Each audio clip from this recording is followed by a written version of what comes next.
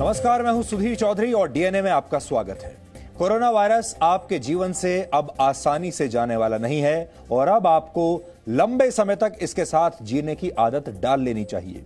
विश्व स्वास्थ्य संगठन ने अब यह कहा है कि अभी यह वायरस लंबे समय तक इंसानों के बीच रहेगा और यह भी हो सकता है कि यह वायरस कभी खत्म ही ना हो। इसलिए आज हम आपको बताएंगे कि आप कैसे खुद को इस वायरस के साथ जीने के लिए तैयार कर सकते हैं।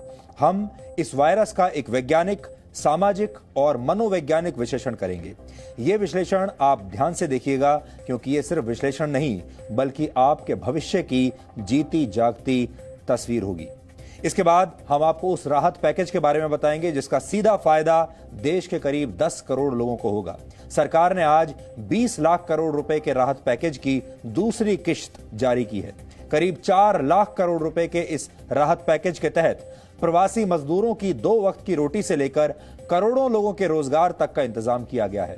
ये देश के आम आदमी के जीवन से जुड़ी हुई खबर है, इसलिए आपको इसके बारे में जरूर जानना चाहिए कि इस राहत पैकेज में आपके लिए क्या है। और आखिर में हम आपको दिखाएंगे कि कैसे भारत में बनी दवाइयां पाकिस्तान के लोगों की जान बचा रही हैं। पाकिस्तान दुनिया के लिए आतंकवाद की फैक्ट्री है, तो दवाओं की फैक्ट्री बनकर दुनिया भर के लिए भारत इन दुनिया भर के देशों के लिए मदद कर रहा है। दुनिया की तरह पाकिस्तान भी अपने लोगों के इलाज के लिए भारत की दवाओं पर निर्भर है और अब वहां भारत में बनी दवाओं की कालाबाजारी भी हो रही है। पाकिस्तान दुनिया को बंदूक की गोलियां भेजता है और भारत दुनिया को दवाओं की गोलियां भेजता है। ये जो भारत और पाकिस्तान के बीच बड़ा अंतर है, ये अंतर आज आपको हम समझाएंगे। लेकिन सबसे पहले आज की तमाम बड़ी खबरें नॉनस्टॉप न्यूज में। वित्त मंत्री निर्मला सीतारमण ने कोरोना संकट काल में 20 लाख करोड़ रुपए के राहत पैकेज की दूसरी किस्त का ऐलान किया है। पैकेज में किसानों, प्रवासी मजदूरों, रेहड़ी वालों, छोटे कारोबारियों और मिडिल क्लास के लिए घोषणाएं शामिल हैं। किसानों के लिए दिए राहत पैकेज में 3 करोड़ किसानों के लिए 30,000 करोड़ रुपए के अतिरिक्त फंड का ऐलान हुआ है, जो नाबार्ड को मिलने वाले 90,000 करोड़ से अतिरिक्त होगा। इसके तहत 2.5 करोड़ किसानों को रियायती दर पर 2 लाख करोड़ रुपए का लोन और छोटे किसानों को रियायती दरों पर 4 लाख करोड़ का लोन दिया जाएगा, जिसके ब्याज पर 31 मई तक छूट भी रहेगी। इसके अलावा मछुआरों और पशुपालन करने वालों को भी किसान क्रेडिट कार्ड से मदद दी जाएगी, जबकि 6,000 करोड़ के कैंपा फंड के जरिए पौधारोपण और हरियाली को बढ़ावा दिया जाएगा। प्रधानमंत्री नरेंद्र मोदी ने आज के राहत ऐलानों पर कहा, आज वित्त मंत्री के द्वारा की गई घोषणाएं हमारे किसानों और प्रवासी मजदूरों को सशक्त करेंगी। इन घोषणाओं में कई प्रगतिशील कदम जैसे खाद्य सुरक्षा, किसानों, रेहड़ी पटरी वालों के लिए क्रेडिट स्कीम आदि शामिल हैं। वित्त मंत्री निर्मला सीतारमण ने रेहड़ी और पटरी वालों के लिए भी 5,000 करोड़ की स्पेशल क्रेडिट योजना का ऐलान किया है। इसके तहत 50 लाख रेहड़ी पटरी वालों को लोन की सुविधा मिलेगी, ताकि लॉकडाउन के बाद वो दोबारा काम शुरू कर सके। हर रेहड़ी पटरी वालों को पहले 10,000 रुपए का लोन दिया जाएगा, जबकि आने वाले समय में अतिरिक्त लोन भी दिया जाएगा। सरकार के ऐलान के मुताबिक डिजिटल लेन देन करने वालों को इसमें अधिक लाभ दिया जाएगा। 20 लाख करोड़ के राहत पैकेज की दूसरी किस्त के ऐलान में वित्त मंत्री निर्मला सीतारमण ने मजदूरों और मिडिल क्लास के लिए भी बड़ा ऐलान किया। सरकार ने प्रवासी मजदूरों के लिए 3,500 करोड़ की मदद का ऐलान किया है, जिसके मुताबिक सभी प्रवासी मजदूरों को बिना राशन कार्ड के अनाज, अगले 2 महीने तक हर मजदूर को 5 किलो गेहूं या चावल, हर मजदूर के परिवार को 1 किलो दाल, देश के किसी भी राशन की दुकान से अनाज लेने की सुविधा, मार्च 2021 से एक देश एक राशन कार्ड योजना लागू, 2.33 करोड़ प्रवासी मजदूरों को पंचायत में काम, औसत मजदूरी बढ़ाकर 202 प्रतिदिन कर दी गई है। सरकार की इस योजना से देश के करीब 8 करोड़ प्रवासी मजदूरों को लाभ मिलेगा। अब उसको पूरे देश भर के अलग अलग राज्यों में शुरू किया जाएगा ताकि इनको और लाभ मिल सके। आपको याद होगा कुछ दिन पहले जब हमने घोषणा की थी तो सेल्फ हेल्प ग्रुप के लिए भी 10 लाख से बढ़ाकर 20 लाख रुपए उसकी लिमिट कर दी थी, तो इससे भी उनकी कैपेसिटी बिल्डिंग में मदद मिलेगी। मिडिल क्लास को लाभ देने के लिए 2017 में लाए गए हाउसिंग लोन सब्सिडी योजना को 31 मार्च 2021 तक बढ़ा दिया गया है, जिसका लाभ 6 से 18 लाख रुपए सालाना आमदनी वाले मिडिल क्लास को मिलेगा। इसके लिए सरकार ने 70,000 करोड़ रुपए का पैकेज दिया है। शहरी गरीबों को सस्ते किराए के घर के लिए भी सरकार ने रेंटल हाउसिंग स्कीम का ऐलान किया है। कोरोना संकट काल में सरकार की तरफ से जारी आर्थिक पैकेज की दूसरी किस्त के ऐलान पर कांग्रेस ने सवाल उठाए हैं। आज जिस तरह सरकार पेश आई है, ये अज्ञानता, अहंकार और असंवेदनशीलता का उत्कृष्ट सम्मिश्रण। सीपीएम ने भी राहत पैकेज पर सवाल उठाते हुए कहा है कि इससे किसानों को कोई लाभ नहीं मिलने वाला है। हम समझते हैं कि ये एक बेइंसानियत की पैकेज है। यहाँ पर कोई राहत किसान को नहीं मिल रहा है। सिर्फ आने वाले दिनों में कर्जे लेने की सहूलियत जो है उसको बढ़ाया गया। पीएनबी घोटाले के आरोपी भगोड़े नीरव मोदी के कांग्रेस कनेक्शन को लेकर बीजेपी ने बड़ा खुलासा किया है। केंद्रीय कानून मंत्री रविशंकर प्रसाद ने आरोप लगाया है कि कांग्रेस ने नीरव मोदी को बचाने की हमेशा कोशिश की है। कानून मंत्री ने कांग्रेस नेता और इलाहाबाद हाईकोर्ट के पूर्व जज अभय थिप्से के नीरव मोदी के पक्ष में बयान का जिक्र किया है। जो 80-20 की गोल्ड स्कीम है, इसमें नीरव मोदी के मामा मेहुल चोकसी को, उनकी कंपनी को काफी एक प्रकार से फायदा कराया गया जब यूपीए सरकार ने वित्त मंत्री चिदम्बरम की। रविशंकर प्रसाद ने कहा है कि कांग्रेस शुरू से नीरव मोदी और मेहुल चोकसी जैसे भगोड़ों को बचाने में जुटी है। अब उनके नेता भगोड़ों के समर्थन में बयान देकर लंदन कोर्ट में चल रही सुनवाई को प्रभावित करने की कोशिश कर रहे हैं। कांग्रेस ने आरोप लगाया है कि सरकार ऐसे बयानों के जरिए देश को गुमराह करने की कोशिश कर रही है। ये उनकी भी आदत है और उनकी पार्टी के नेताओं की भी आदत है कि अपने गुनाह कांग्रेस के जिम्मे डाल दिए जाए। 14,356 करोड़ रुपए के पीएनबी घोटाले का आरोपी नीरव मोदी लंदन की जेल में है। भारत की अपील पर प्रत्यर्पण वारंट जारी होने के बाद लंदन पुलिस ने 2018 में उसे गिरफ्तार किया था।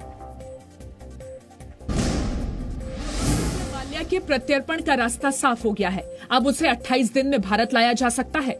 ब्रिटिश हाईकोर्ट ने माल्या के प्रत्यर्पण के खिलाफ सुप्रीम कोर्ट में अपील की मांग वाली अर्जी खारिज कर दी है। माल्या ने अपील नहीं की तो उसे 28 दिन में भारत प्रत्यर्पित किया जा सकता है। ब्रिटिश सरकार प्रत्यर्पण करके भारत भेज सकती है। हालांकि कोर्ट के फैसले को चुनौती देने के लिए माल्या के पास आखिरी विकल्प मौजूद है। Vijay Mallya European court of human rights में अपील कर सकता है। इससे पहले विजय माल्या ने आर्थिक पैकेज के ऐलान पर सरकार को बधाई दी और सारा पैसा लौटाने की पेशकश की। माल्या ने ट्वीट किया, मैं सरकार को कोरोना संकट के बीच राहत पैकेज की बधाई देता हूं। वो जितना पैसा छापना चाहें उतना पैसा छाप सकते हैं, लेकिन उन्हें मेरे जैसे छोटे सहयोगकर्ताओं को नजरअंदाज नहीं करना चाहिए जो स्टेट बैंक का सारा पैसा वापस लौटाना चाहता है। मुझसे सारा पैसा बिना शर्त के लें और केस खत्म करें। विजय माल्या पर बैंकों के 9,000 करोड़ रुपए लेकर विदेश भागने का आरोप है। माल्या को 2017 में लंदन में गिरफ्तार किया गया था। हालांकि अभी वो जमानत पर है। कोरोना संक्रमण के मामलों के दोगुने होने की दर पिछले 3 दिन में सुधरकर 13.9 दिन हो गई है। इसी के साथ रिकवरी रेट यानी मरीजों के इलाज से ठीक होने की दर भी बढ़कर 33.63% हो गई है। देश में अब तक कोरोना संक्रमण के 78,003 मामले सामने आए हैं, जबकि कोरोना संक्रमण से 2,549 लोगों की मौत हो चुकी है। कोरोना के 26,235 मरीज ठीक हो चुके हैं। पिछले 24 घंटे में कोरोना संक्रमण के 3,722 नए केस आए हैं। स्वास्थ्य मंत्रालय के मुताबिक देश के 14 राज्यों और केंद्र शासित प्रदेशों में पिछले 24 घंटों में कोरोना का कोई नया मामला नहीं आया है। कोविड-19 का पेंडेमिक शुरू हुआ उसके बाद से अब तक भारत में 2 मिलियन टेस्ट आज हमारे पूरे होने वाले हैं और खाली कल ही की तारीख में भी 90,000 से ज्यादा टेस्ट भारत में एक दिन में हुए हैं। देश में कोरोना के 20 लाख से ज्यादा सैंपल टेस्ट हो चुके हैं। स्वास्थ्य मंत्रालय के मुताबिक देश में अब हर दिन 1 लाख सैंपल टेस्ट हो सकते हैं। दिल्ली के मुख्यमंत्री अरविंद केजरीवाल ने लॉकडाउन 4.0 को लेकर लोगों से मिले सुझावों का ब्यौरा दिया है। केजरीवाल ने कहा है कि दिल्ली में लोग सीमित बस और मेट्रो सेवा चाहते हैं। लोगों ने सोशल डिस्टेंसिंग के साथ बाजार और रेस्टोरेंट खोलने का सुझाव भी दिया है। दिल्ली में कितनी ढिलाई दी जाए, हम अपने प्रस्ताव बना के केंद्र सरकार को भेजेंगे। केंद्र सरकार फिर पूरे देश के बारे में निर्णय लेगी। कोरोना के मामले दिल्ली में बढ़कर 8,000 के करीब हो गए हैं। दिल्ली में कोरोना के 7,998 मामले सामने आए हैं, जबकि 106 मरीजों की मौत हुई है। महाराष्ट्र में कोरोना के सबसे ज्यादा 25,922 केस हैं। 975 लोगों की मौत हो चुकी है। गुजरात में कोरोना से 9,267 लोग संक्रमित हैं। यहां 566 लोगों की मौत हुई है, जबकि तमिलनाडु में कोरोना के 9,227 केस हैं।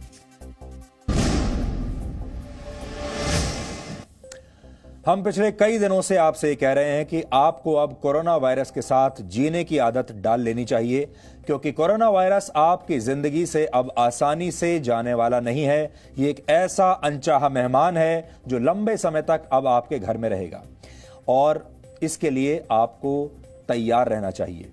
और इसी बात पर अब वर्ल्ड हेल्थ ऑर्गेनाइजेशन यानी WHO ने भी अपनी मोहर लगा दी है।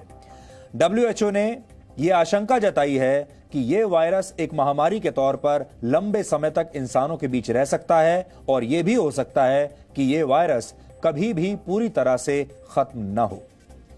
वर्ल्ड हेल्थ ऑर्गेनाइजेशन ने इसकी तुलना HIV से करते हुए कहा है कि HIV की तरह इंसानों को इस वायरस के साथ भी जीने की आदत डालनी होगी। अब लोगों को कई तरह की सावधानियां बरतनी होंगी और इस वायरस की वैक्सीन मिल जाने के बाद भी आगे का रास्ता इतना आसान नहीं होगा, क्योंकि सब लोगों तक इस वैक्सीन को पहुंचाना भी बहुत मुश्किल काम होगा। अब सवाल यह है कि फिर क्या किया जाए। अगर कोरोना वायरस लंबे समय तक हमारे साथ रहने वाला है तो हम इसके लिए खुद को कैसे तैयार कर सकते हैं, क्योंकि आप में से बहुत सारे लोगों ने ये सोचा होगा अभी तक कि ये लॉकडाउन महीने 2 महीने का होगा, बहुत ज्यादा हुआ तो 3 महीने का हो जाएगा, उसके बाद ये कोरोना वायरस चला जाएगा और आपकी जिंदगी पहले जैसी हो जाएगी। लेकिन अब मानसिक तौर पर अपने आप को ये तैयार कर लीजिए, आपका जीवन पहले जैसा नहीं होगा। आज हम आगे की इस तैयारी को मेडिकल साइंस, समाज और मनोविज्ञान के जरिए से समझने की कोशिश करेंगे। पहले वैज्ञानिक नजरिए से उन 5 महत्वपूर्ण सच्चाइयों को आप समझिए जिनका सामना आपको और हमें मिलकर करना है।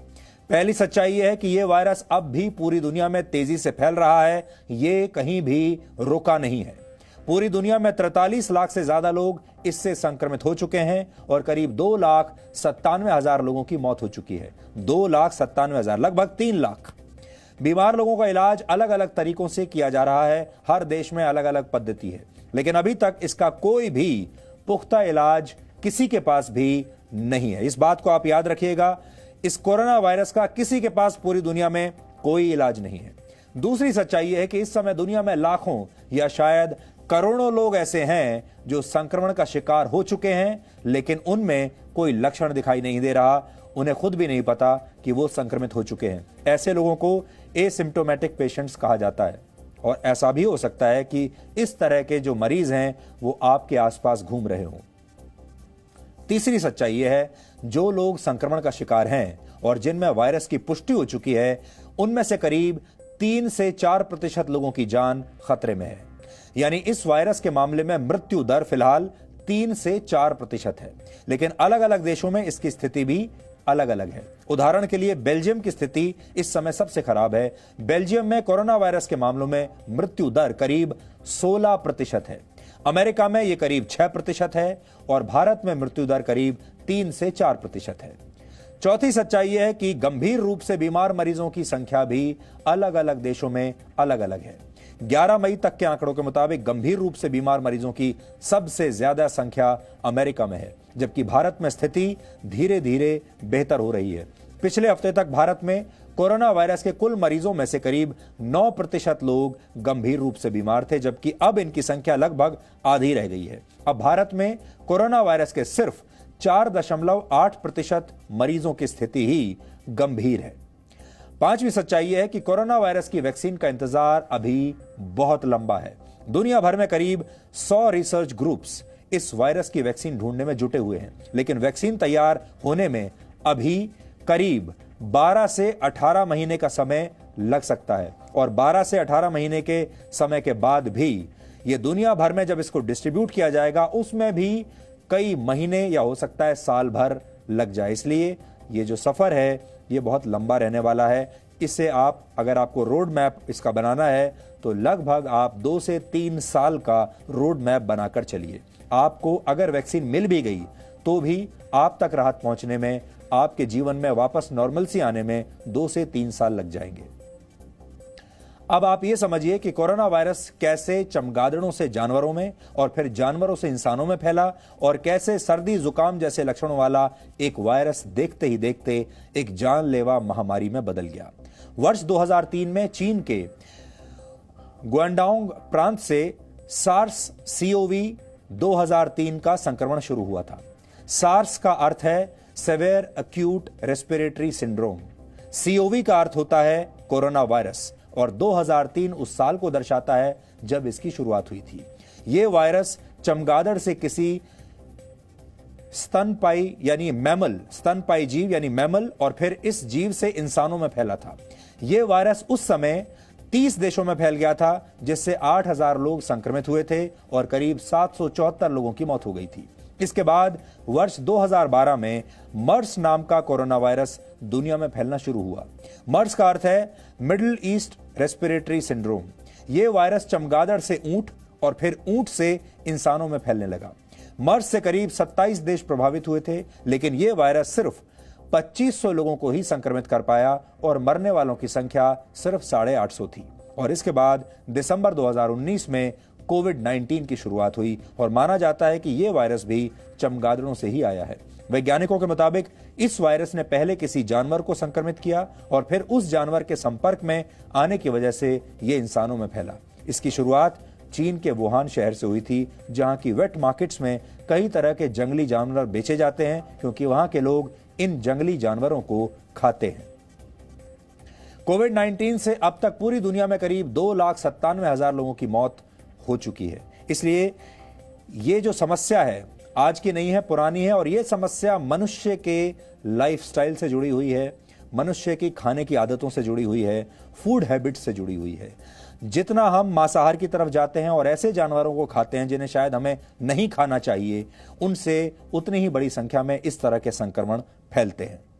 अब कोरोना वायरस के साथ समस्या यह है कि यह वायरस इसने पहले कभी किसी इंसान के शरीर में प्रवेश नहीं किया था, लेकिन वर्ष 2019 में ऐसा हो जाने के बाद, यानी इंसान के शरीर में प्रवेश हो जाने के बाद से ये एक इंसान से दूसरे इंसान में तेजी से फैल रहा है।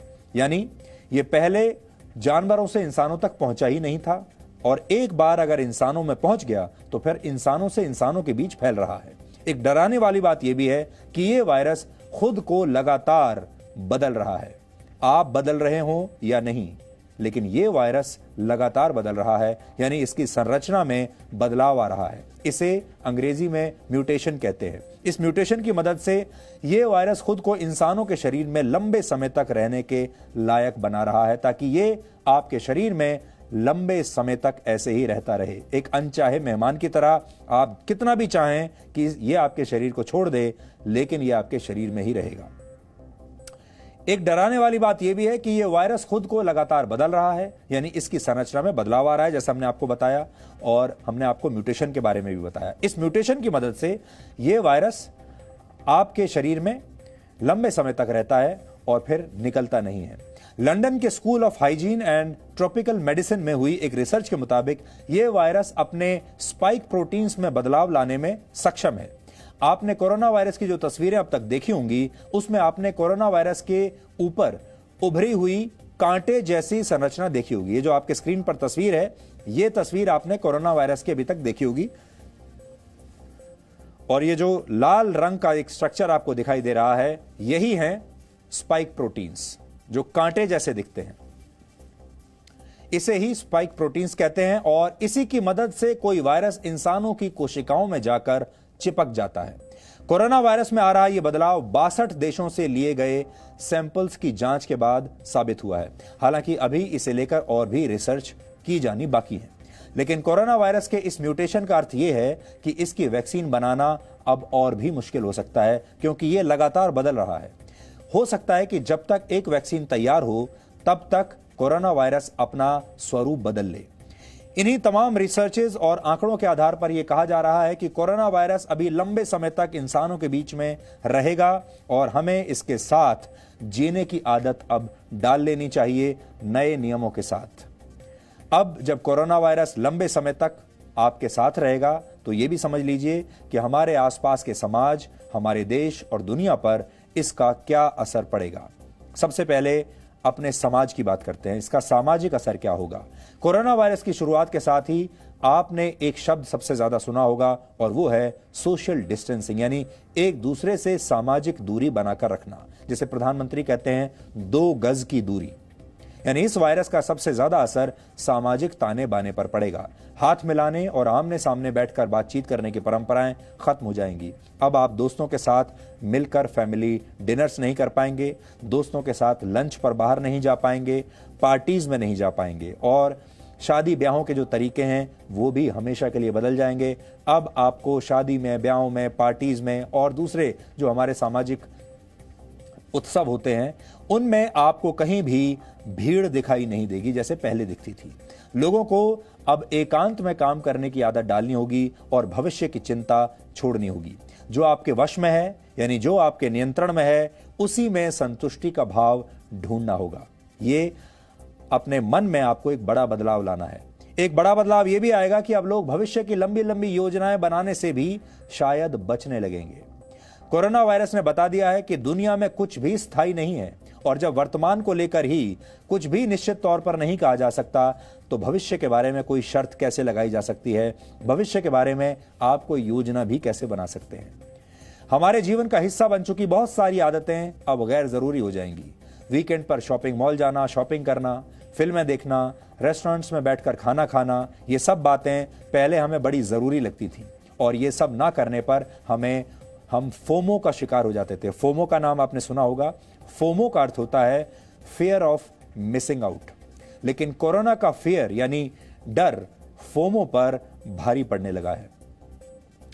पैसा सुखद जीवन के लिए बहुत आवश्यक माना जाता है और सबको अपने बैंक बैलेंस की चिंता रहती है, आपकी जेब में कितना पैसा है इसकी चिंता रहती है। लेकिन अब पैसे की जगह स्वास्थ्य लोगों की पहली प्राथमिकता बन जाएगा, क्योंकि पैसा तो आप में से बहुत सारे लोगों के पास होगा, लेकिन यह पैसा इस दौरान, लॉकडाउन के दौरान आपके किसी काम नहीं आएगा। और आपने ये देख लिया होगा पिछले दिनों के लॉकडाउन में कि आपको कितने पैसे की और कितनी सुविधाओं की जरूरत है। उससे ज्यादा अगर आपको कुछ भी चाहिए तो वो अब संभव नहीं होगा। आपने देख लिया होगा आप पूरे दिन में कितना खाना खाते हैं, आप पूरे हफ्ते में कितने कपड़े पहनते हैं, आपके जो टोटल बेसिक जो आपकी जरूरतें हैं उसके लिए आपको कितना पैसा चाहिए। उसके बाद जितना भी पैसा आपके पास है वो एक्स्ट्रा है और अब वो आपके किसी काम नहीं आएगा। इस पैसे से आप अपनी जान नहीं बचा पाएंगे, क्योंकि कोरोना वायरस बहुत फेयर है, धर्मनिरपेक्ष है। कोरोना वायरस गरीब अमीर देखकर नहीं आता, आपकी जाति भी नहीं देखेगा, आपका धर्म भी नहीं देखेगा। कोरोना वायरस ने बार बार यह साबित किया है कि स्वास्थ्य ही सबसे बड़ी कुंजी है और अब जिनके पास अच्छा स्वास्थ्य होगा वही आने वाले समय में टिक पाएंगे। यानी जिसके पास सबसे अच्छा स्वास्थ्य है वही सबसे अमीर कहलाएगा। अभी तक आप अपने मन में ये समझते थे जिसके पास ज्यादा पैसा है वही अमीर है। अब ये परिभाषा हमेशा के लिए बदल जाएगी। अब पैसे वाले लोग गरीब हो जाएंगे और वो गरीब जिनके पास स्वास्थ्य है वो अमीर बन जाएंगे। स्वास्थ्य के अलावा ईमानदारी भी सफलता की नई कुंजी बनने वाली है। आपने honesty is the best policy के बारे में पढ़ा होगा, सुना होगा, लेकिन सिर्फ किताबों में, अपने जीवन में आपने कभी इसे लागू नहीं किया होगा। घरों में बैठकर ऑफिस का काम करना हो, जिसे आप वर्क फ्रॉम होम कहते हैं, ऑनलाइन क्लासेस अटेंड करनी हो या फिर ऑनलाइन परीक्षाएं देनी हो, यह सब तभी संभव होगा जब आप ईमानदारी से अपना काम करेंगे। अब चोरी नहीं चलेगी, अब धोखेबाजी नहीं चलेगी। Honesty is the best policy जैसी बातों को अब पुस्तकों से बाहर लाकर आपको अपने जीवन का हिस्सा बनाना होगा, क्योंकि सब कुछ एक दूसरे पर विश्वास के आधार पर चलेगा। आप धोखा देंगे तो इस बाजार से बाहर हो जाएंगे। अब आप जिस रेस्टोरेंट से अपने लिए खाना मंगाएंगे घर पर फ्री होम डिलीवरी के जरिए, आपको उस पर भरोसा करना होगा और उसे भी आपके भरोसे को बरकरार रखना होगा। जब आप वर्क फ्रॉम होम करेंगे आपको कोई सीसीटीवी से मॉनिटर नहीं करेगा, लेकिन आपको ईमानदारी के साथ अपने घर बैठकर भी उतना ही काम करना होगा जितना आप दफ्तर में जाकर करते थे। ये आपकी जो कंपनी है आप पर भरोसा करेगी और आप अपनी कंपनी पर भरोसा करेंगे। इसी प्रकार से जो बच्चे पहले स्कूल में जाते थे अब वो ऑनलाइन क्लासेस अटेंड करेंगे। अब अध्यापक को यह पता नहीं चलेगा कि कौन सा बच्चा ऑनलाइन क्लासेस के समय पर ध्यान दे रहा है और कौन सा बच्चा चीटिंग कर रहा है। इसलिए बच्चों को ईमानदारी से शिक्षा ग्रहण करनी होगी और जो नहीं करेंगे वो जीवन में फेल हो जाएंगे। एक बार फिर से नोट कर लीजिए, कोरोना वायरस के बाद सामाजिक तौर पर क्या क्या बदल जाएगा। पहली बात, एकांत आपके जीवन का हिस्सा बनेगा। भविष्य की चिंता अब आपको छोड़नी होगी। ज्यादा प्लानिंग मत कीजिए। गैर जरूरी चीजों और आदतों को अलविदा कह दीजिए। पैसे से ज्यादा प्राथमिकता स्वास्थ्य को देनी होगी और जीवन के हर हिस्से में ईमानदारी को ही अपनाना होगा। वही व्यक्ति कामयाब होगा जो वाकई में ईमानदार है। कोरोना वायरस के साथ जीने का यही ब्लूप्रिंट है और इसे ना समझने वाले इस लड़ाई को लड़ने से पहले ही हार जाएंगे। समाज ही नहीं, देश भी खुद को बदलने लगेंगे। पहला बदलाव यह आएगा कि लिबरल विचारधारा की जगह राष्ट्रवादी विचारधारा अब पूरी दुनिया में जगह लेने लगेगी। एक दूसरे पर निर्भर होने की बजाय देश खुद को आत्मनिर्भर बनाने में जुट जाएंगे। जैसा कि प्रधानमंत्री ने भी कहा, सफलता की पहली कुंजी एक राष्ट्र के लिए यह होगी कि वो राष्ट्र कितना आत्मनिर्भर है और दूसरे देशों पर कितना कम निर्भर है। इसलिए किसी भी देश को अगर आगे जाना है तो उस राष्ट्र को आत्मनिर्भर बनना ही पड़ेगा। आत्मनिर्भर भारत मिशन इसी दिशा में उठाया गया एक कदम है। जो देश खुली सीमाओं का समर्थन करते थे इससे पहले, जो देश कहते थे कि उन्हें बॉर्डर की जरूरत नहीं, वो सभी देश अपनी सीमाओं को अब सील कर देंगे। आपको याद होगा, पहले शरणार्थियों को अपने देशों में जगह देने का एक फैशन चल रहा था। फ्रांस जैसे देश, जर्मनी जैसे देश, यूरोपियन यूनियन के देश, सब ने अपने बॉर्डर्स खोल दिए थे। अब सबको अपने बॉर्डर्स सील करने पड़ेंगे। अभी यूरोप के लोग बिना रोक टोक के एक जगह से एक देश से दूसरे देश में जा सकते हैं, लेकिन कोरोना वायरस की वजह से जो स्थिति इटली, स्पेन, फ्रांस और जर्मनी जैसे देशों की हुई है, उसे देखते हुए ये लिबरलिज्म अब बीते जमाने की बात हो जाएगा। दूसरे बदलाव के तहत कोरोना वायरस की वजह से सरकारों का काम करने का तरीका भी हमेशा के लिए बदल जाएगा। सरकारों की प्राथमिकता में भी सबसे ऊपर अब स्वास्थ्य आ जाएगा। अब स्वास्थ्य के मुद्दे पर चुनाव लड़े जाएंगे और चुनाव जीते जाएंगे। अगली बात यह होगी कि सर्विलांस सरकारी कामकाज का अहम हिस्सा बन जाएगा। यानी अब दुनिया भर की सरकारें अपने देश के नागरिकों पर पहले से कहीं ज्यादा नजर रखेंगी।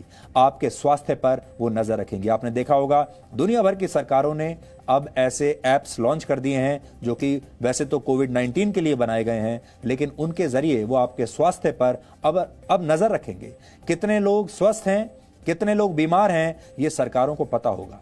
कुछ लोग इसका विरोध करेंगे, लेकिन जब लोगों को स्वास्थ्य और अपनी प्राइवेसी यानी हेल्थ और प्राइवेसी में से किसी एक को चुनने के लिए कहा जाएगा तो ज्यादातर लोगों को स्वास्थ्य को ही चुनना पड़ेगा, क्योंकि अगर आपके पास विकल्प है जिंदा रहने का या अपनी प्राइवेसी का, तो हर आदमी को जान प्यारी है।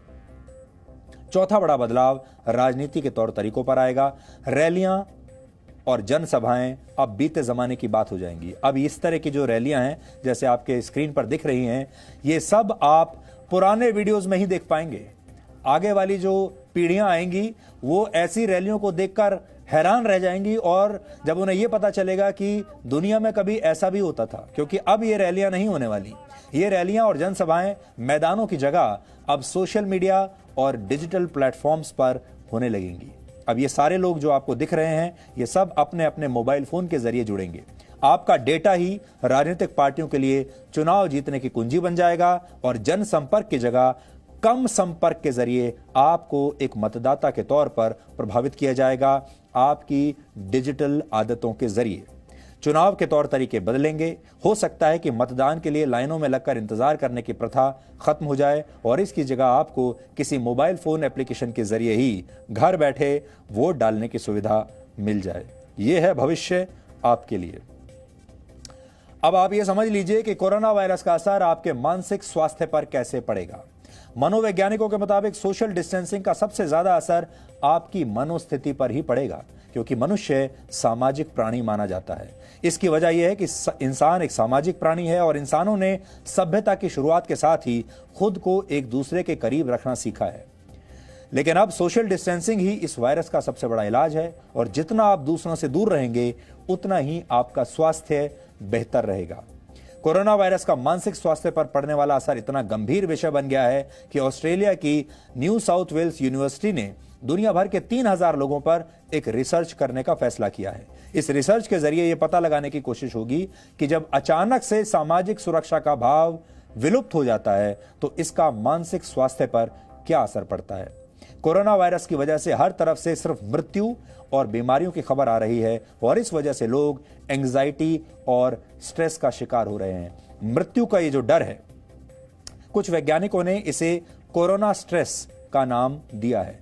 लेकिन कोरोना स्ट्रेस का एक बड़ा जो असर आपके जीवन पर हो रहा है वो ये है कि मृत्यु के डर की वजह से आज आपके जीवन में कुछ अगर अच्छा है भी तो भी आप उसका लुत्फ नहीं उठा पा रहे हैं, आप उसे एंजॉय नहीं कर पा रहे हैं। यानी जीवन में आपके जो कुछ बचा हुआ है अभी, आपको वो भी अच्छा नहीं लग रहा। मार्च के महीने में चीन में हुए एक रिसर्च में पता चला था कि जो लोग कोरोना वायरस का शिकार हुए हैं उनमें से बहुत सारे लोगों को पोस्ट ट्रॉमेटिक स्ट्रेस डिसऑर्डर यानी PTSD होने की आशंका है। चीन में यह रिसर्च कोरोना वायरस से ठीक हो चुके 714 मरीजों पर की गई थी। इस रिसर्च में करीब 96% मरीजों में PTSD के लक्षण पाए गए। पोस्ट ट्रॉमेटिक स्ट्रेस डिसऑर्डर तब होता है जब आपके जीवन में कोई ऐसी अनहोनी घटना घट जाती है जिसके लिए आप तैयार नहीं हैं। अमेरिका में हार्वर्ड यूनिवर्सिटी के स्कूल ऑफ पब्लिक हेल्थ द्वारा किए गए एक और रिसर्च के मुताबिक दुनिया भर के लोगों को वर्ष 2022 तक सोशल डिस्टेंसिंग के नियमों का पालन करना पड़ सकता है। हम भी आपसे यही कह रहे हैं कि आप 2 से 3 साल का अपना एक रोड मैप बनाकर चलिए। इस दौरान आपको डिप्रेशन में नहीं जाना है। इस दौरान आपके पास जीवन में जो कुछ बचा है आपको उसका लुत्फ उठाना है। इस दौरान आपको खुश रहने की कोशिश करनी है, आपको किसी चीज का लालच नहीं करना है और भविष्य के बारे में भी ज्यादा नहीं सोचना है। इतने लंबे समय तक चलने वाली सोशल डिस्टेंसिंग का असर आपके मानसिक स्वास्थ्य पर जरूर पड़ेगा, इससे आप बच नहीं सकते। इसलिए आपको अपने शरीर को तो मजबूत बनाना ही है ताकि आप अपनी इम्यूनिटी डेवलप कर सकें। जिसके पास जितनी इम्यूनिटी होगी यानी लड़ाइयों से बीमारियों से लड़ने की जितनी क्षमता होगी वो उतना आगे तक जाएगा। लेकिन शरीर ही नहीं, मन से भी आपको बहुत मजबूत होना होगा।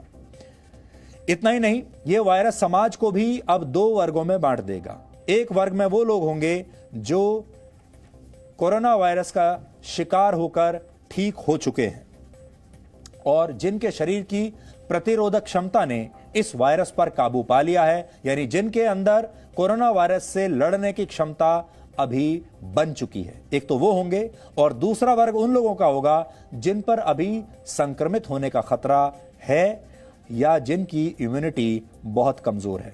इस दुनिया में अब 2 ही तरह के लोग बचेंगे, जो शारीरिक रूप से स्वस्थ हैं और जो शारीरिक रूप से कमजोर हैं। अमीर और गरीब की परिभाषा भी शायद आगे चलकर यही बन जाएगी। ब्रिटेन समेत कई देश इस वायरस से ठीक हो चुके लोगों को इम्यूनिटी सर्टिफिकेट देने पर विचार कर रहे हैं। यह हमने आपको पहले भी बताया था। यानी ये लोग सामान्य तरीके से अपना काम काज कर पाएंगे जबकि बाकी लोगों को अभी लॉकडाउन में ही रहना होगा। इसको आप इस उदाहरण से समझ सकते हैं कि मान लीजिए आज आप किसी नौकरी के लिए इंटरव्यू देने के लिए जाते हैं या आप नौकरी के लिए अप्लाई करते हैं तो आपको काम पर रखने वाली कंपनी अब सबसे पहले, इससे पहले आपके एजुकेशनल सर्टिफिकेट देखती थी, आपके पास कौन सी डिग्री है, आपने क्या पढ़ाई की है, आपके पास स्किल क्या है, ये देखती थी। लेकिन अब इसके साथ साथ वो ये भी देखेगी कि आपका स्वास्थ्य कैसा है और अगर आपके साथ एक और व्यक्ति भी है जो कि उसी नौकरी के लिए आया है और वो आपसे ज्यादा स्वस्थ निकला और उसका स्किल सेट वही है जो आपका है तो फिर वो नौकरी उसे मिल जाएगी।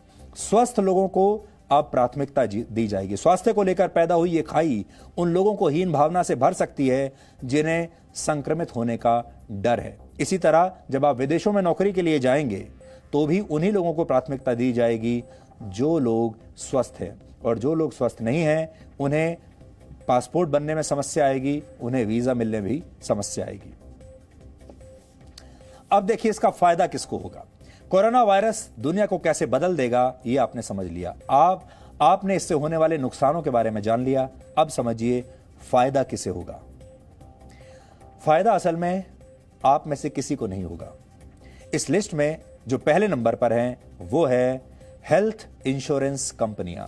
सबसे ज्यादा फायदा हेल्थ इंश्योरेंस कंपनियों को होने वाला है। अलग अलग रिपोर्ट्स के मुताबिक लॉकडाउन के दौरान भारत में हेल्थ और लाइफ इंश्योरेंस खरीदने वालों की संख्या 25 से 30% तक बढ़ गई है। और अगर आप लगातार इस दौरान टीवी देखते होंगे तो आपने देखा होगा टीवी पर अब सबसे ज्यादा जो विज्ञापन आपको देखने को मिलते हैं वो इंश्योरेंस कंपनीज के विज्ञापन होते हैं, क्योंकि इंश्योरेंस खरीदने से आपको मानसिक रूप से एक शांति मिलती है, आपको सुरक्षा का भाव आता है और आपको ऐसा लगता है कि अब आपका शरीर भविष्य के लिए भी सुरक्षित हो गया, क्योंकि अगर आप आगे चलकर बीमार हो गए तो फिर आप अपना इलाज करा पाएंगे, या आप आगे चलकर मर भी गए तो फिर आपके परिवार को उस इंश्योरेंस से पैसा मिल जाएगा। इसलिए इंश्योरेंस कंपनियों को पूरी दुनिया में सबसे ज्यादा लाभ होने वाला है, क्योंकि पूरी दुनिया में जब भविष्य को लेकर असुरक्षा की भावना पैदा होती है तो लोग सबसे पहले इंश्योरेंस खरीदते हैं। दूसरा जो सबसे बड़ा फायदा होने वाला है वो है फार्मास्यूटिकल कंपनियां, यानी दवाइयां बनाने वाली कंपनियां, उनको भी बहुत फायदा होने वाला है, क्योंकि अब सामान्य सी बीमारियों को लेकर भी लोग ज्यादा सचेत हो गए हैं। भारत में मार्च के महीने में ही दवाओं की बिक्री में करीब 9% की वृद्धि दर्ज की गई है और पूरी दुनिया में लोग अब पहले के मुकाबले ज्यादा दवाई खा रहे हैं।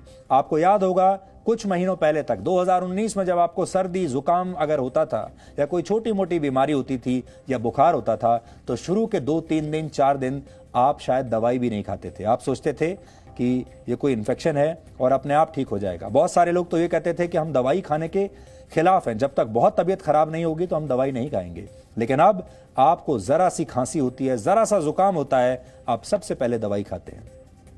इसके अलावा ये दवाई बनाने वाली कंपनियां इम्यूनिटी बढ़ाने के नाम पर, आपको स्वस्थ रखने के नाम पर भी अब आपको महंगी महंगी दवाइयां देंगे। कोरोना वायरस और लॉकडाउन की वजह से उन कंपनियों को भी जबरदस्त फायदा हो रहा है जो ऑनलाइन सेवाएं उपलब्ध कराती हैं। वीडियो कॉन्फ्रेंसिंग की सेवा देने वाली कंपनियों से लेकर ऑनलाइन एजुकेशन, ऑनलाइन डिलीवरी की सुविधा देने वाली कंपनियों को भी इस संकट से जबरदस्त फायदा हुआ है। इसलिए इस संकट के बाद कुछ नए बिजनेस आपके सामने आएंगे, कुछ नए बिजनेस मॉडल आपके सामने आएंगे। बहुत सारे लोग अभी ये भी कहते हैं, जिनको ये शक है, हो सकता है कि ये जो वायरस है ये लैब में बनाया गया वायरस हो सकता है इस वायरस को किसी ने जानबूझकर फैलाया हो, जिसमें सबसे पहला आरोप चीन के ऊपर लगता है कि चीन ने इस वायरस को या तो फैलाया है या फिर जानबूझकर फैलने दिया है। लोग ये भी देखते हैं कि सारी दुनिया में किस देश को इसका लाभ मिल रहा है, तो नजर जाती है चीन पर। सारी दुनिया बंद पड़ी है, एक देश खुला हुआ है, एक देश काम कर रहा है और वो है चीन। चीन की सेनाएं अब दूसरे देशों की सीमाओं पर मंडरा रही हैं। चीन की सेनाएं भी काम कर रही हैं, चीन की फैक्ट्रियां भी काम कर रही हैं, चीन के स्कूल भी काम कर रहे हैं और चीन इन सारे देशों को जो बंद पड़े हैं उन्हें हर तरह का सामान अब बेच रहा है। इसलिए ऐसा लगता है कि चीन को सबसे ज्यादा फायदा हुआ है। लेकिन एक दूसरा जो थ्योरी चल रही है वो ये भी हो सकती है कि जिन कंपनियों को सबसे ज्यादा फायदा इस संकट से हो सकता था वो हैं दवाई बनाने वाली कंपनियां। क्या दुनिया में दवाई बनाने वाली बड़ी बड़ी कंपनियों का एक बहुत बड़ा नेक्सस है जो ये चाहते थे कि दुनिया बीमार हो जाए? ये अलग अलग थ्योरीज हैं, इनकी अभी किसी के पास कोई पुष्टि नहीं है। लेकिन जब आप घर बैठकर आराम से कुछ सोचने की कोशिश करते हैं तो ये सब थ्योरीज भी पूरी दुनिया में इस समय चल रही हैं। आज सभी लोगों से ये उम्मीद की जाती है कि वो अपने घरों में ही रहें, लेकिन घर में रहने का विकल्प हर किसी के पास नहीं है। आप अपने घर में अभी बंद होंगे, टीवी देख रहे होंगे, ऑनलाइन कंटेंट देख रहे होंगे, सोशल मीडिया पर आप लगातार तरह तरह की चीजें देखते होंगे, लेकिन ये सुख सबको प्राप्त नहीं होता। हमारे देश में प्रवासी मजदूरों की मजबूरी और बेबसी इस समय सबसे ज्यादा है। पिछले कई हफ्तों से आप इन प्रवासी मजदूरों के शहरों से पलायन की तस्वीरें लगातार देख रहे होंगे। आज हम आपको एक बहुत ही भावुक तस्वीर दिखाना चाहते हैं। इन तस्वीरों को आप देखिए। एक महिला अपने बच्चे को, छोटे बच्चे को ट्रॉली बैग पर लिटाकर ले जा रही है। यह महिला पंजाब से पैदल चलते चलते अपने घर झांसी जा रही थी। पैदल चलते चलते जब ये छोटा बच्चा थक गया तो महिला ने अपने बेटे को ट्रॉली बैग पर लिटा दिया और इस बैग को घसीटकर चलने लगी। ये छोटा बच्चा ट्रॉली बैग पर ही लेटे हुए सो गया। बताया जा रहा है कि ये माँ बेटे करीब 800 किलोमीटर पैदल चलकर पंजाब से झांसी पहुंचे हैं। तो ये भी एक भारत है, ये भी देश का एक हिस्सा है। हम कहते हैं हमेशा कि एक इंडिया है और एक भारत है। पूरे देश से ऐसी तस्वीरें ना आए और प्रवासी मजदूरों और उनके परिवारों को भरोसा मिले कि संकट के इस दौर में वो अकेले नहीं हैं, ये सबकी जिम्मेदारी है। इसलिए 20 लाख करोड़ रुपए के आर्थिक पैकेज के दूसरे हिस्से में आज ऐसे ही प्रवासी मजदूरों का विशेष तौर पर ख्याल रखा गया है। सबसे पहले आपको इसी बारे में समझाते हैं कि आज के पैकेज में क्या क्या बड़े ऐलान हुए हैं। 8 करोड़ प्रवासी मजदूरों को अगले 2 महीने के लिए मुफ्त अनाज दिया जाएगा। एक व्यक्ति को महीने में 5 किलोग्राम गेहूं या चावल और 1 किलोग्राम दाल मिलेगी। प्रति व्यक्ति इतना मिलेगा। अगर किसी के पास राशन कार्ड नहीं है तो उसे इस योजना से दूर नहीं किया जाएगा। राशन कार्ड न होने के बाद भी ये मुफ्त अनाज सबको मिलेगा। इसलिए आपको बता दें कि जिनके पास राशन कार्ड नहीं है उन्हें भी 2 महीने तक मुफ्त अनाज सरकार देगी। प्रवासी मजदूरों की पहचान करने के लिए उन्हें मुफ्त अनाज देने का काम राज्य सरकारें करेंगी। इस पर 3,500 करोड़ रुपए का खर्च आएगा और यह रकम केंद्र सरकार देगी। सरकार अब एक देश एक राशन कार्ड की व्यवस्था करेगी। यानी आप देश में कहीं भी रहते हो, एक ही देश होगा, एक ही राशन कार्ड होगा, जिससे कोई भी व्यक्ति देश में किसी भी जगह पर अपना राशन कार्ड दिखाकर अनाज ले सकेगा। एक देश एक राशन कार्ड की व्यवस्था को 23 राज्यों में इस साल अगस्त से लागू किया जाएगा। इससे देश के करीब 67 करोड़ लोगों को फायदा मिलेगा। अगले साल मार्च तक पूरे देश में इसे लागू कर दिया जाएगा। जो प्रवासी मजदूर शहरों से पलायन करके गांव जा रहे हैं, उनके रोजगार का भी इंतजाम सरकार ने किया है। 1,87,000 गांवों में अब तक 2 करोड़ 33 लाख लोगों के लिए मनरेगा के तहत काम का बंदोबस्त किया गया है। दैनिक मजदूरी को 182 रुपए से बढ़ाकर 202 रुपए कर दिया गया है। प्रवासी मजदूरों के रोजगार पर अब तक 10,000 करोड़ रुपए खर्च किए जा चुके हैं। आज सरकार ने यह भी बताया कि वो मजदूरों के लिए पूरे देश में एक समान न्यूनतम वेतन की दिशा में बढ़ रही है। एक समान न्यूनतम वेतन के लिए राज्यों से बात की जाएगी और न्यूनतम वेतन को तय करने के तरीके भी बदले जाएंगे। सभी मजदूरों को आधिकारिक तौर पर नियुक्ति पत्र मिलेंगे। वर्ष में एक बार सभी मजदूरों का हेल्थ चेकअप होगा। कर्मचारियों के लिए एम्प्लॉय स्टेट इंश्योरेंस कवरेज पूरे देश में मिलेगा। सरकार प्रवासी मजदूरों को शहरों में कम किराए पर सस्ते मकान भी दिलवाएगी।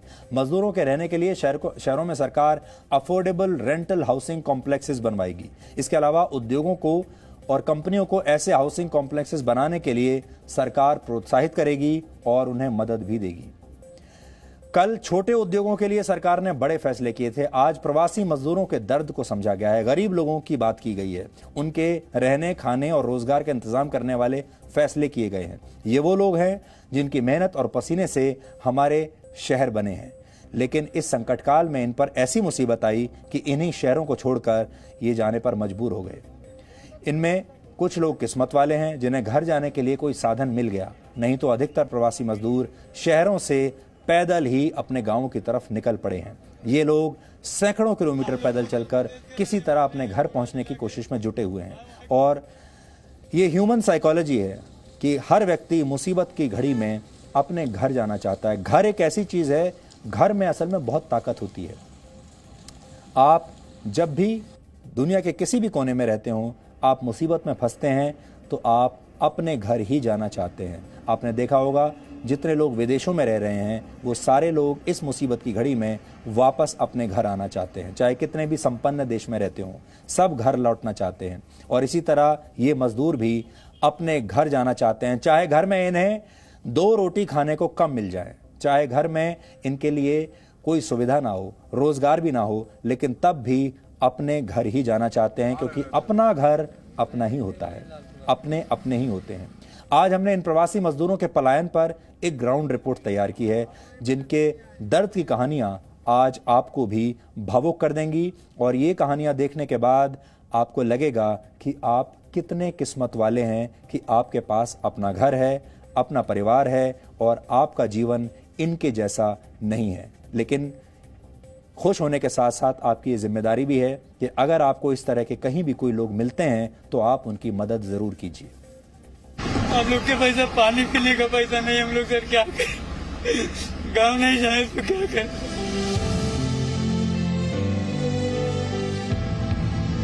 अब यहाँ मान लीजिए कोई एक दिन खिला देगा, 2 दिन पूरा महीना बैठा के तो नहीं खिलाएगा।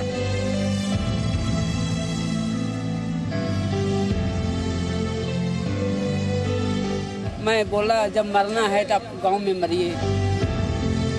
हाँ जी, कल कमरे मालिक ने जो भी फोन कर दिया था कि कमरा खाली करके जाना। बड़ा मुश्किल हो रहा था। अब गांव में अपने सारे कुछ खेती बाड़ी से काम चल जाता है, लेकिन यहाँ तो सब खरीद के आना है, तो मजबूरी करके फिर जाना ही पड़ रहा है।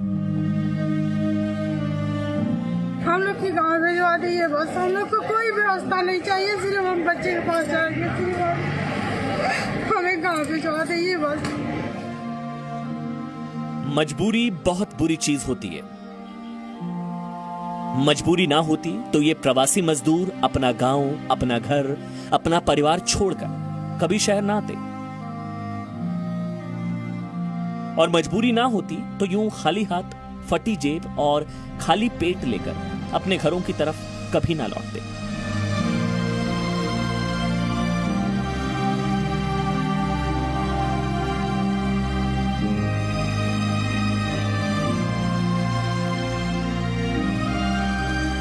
मजबूरी क्या होती है इस तस्वीर से समझिए।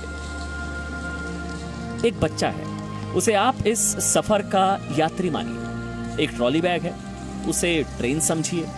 और एक मजबूर मां है, उसे ट्रेन का इंजन समझिए, जिसे चलते जाना है, बिना रुके, बिना थके, बस चलते जाना है। ना सिस्टम से सवाल करने का वक्त है और ना ही रुक कर जवाब देने का। कहां से आ गई हो तुम लोग? बहुत दूर से आ गए। अरे कहाँ थे? पंजाब से। पंजाब से ऐसे ही पैदल आ गई हो? कहाँ जाना है? महोबा। मरोगा MP? महोबा झांसी। झांसी?